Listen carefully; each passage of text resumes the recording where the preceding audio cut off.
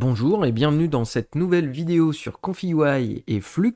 Et cette fois-ci, nous allons encore parler de Flux Context que j'apprécie.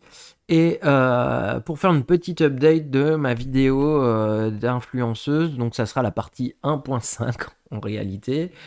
Petit clin d'œil à certains commentaires où vous attendez la partie 2. Pour rappel, la partie 2 est une partie qui doit être faite pour côté vidéo, mais les technologies au niveau de la vidéo avancent très vite et plus le temps passe, plus c'est simple, efficace, pour de la RAM un peu, enfin avec moins de VRAM. Donc c'est vrai que j'ai un peu de mal à avoir du temps pour faire une vidéo propre qui marche bien, parce qu'elle va être très vite outdated. Bref, pour en revenir du coup à la 1.5, c'est que par le passé, du coup, dans la partie 1, on utilisait ChatGPT pour alimenter notre modèle LoRa avec des mises en contexte du personnage.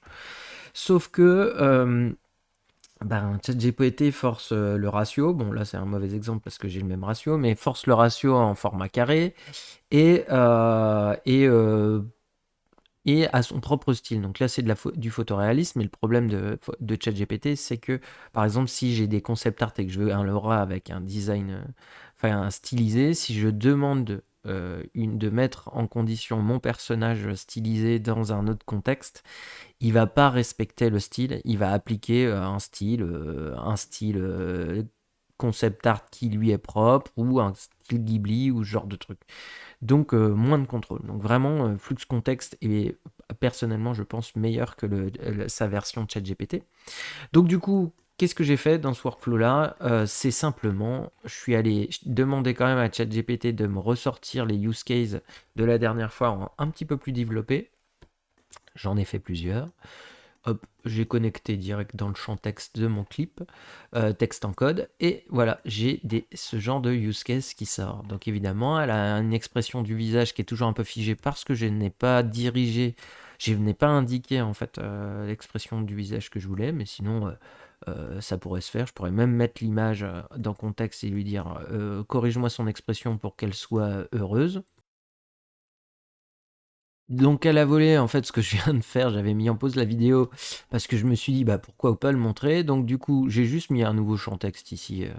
Donc j'avais le prompt d'origine, ça m'a donné ce résultat-là. Et du coup, le nouveau prompt, il est ici. Je lui ai juste mis The woman is happy. Et donc, il m'a corrigé juste le visage.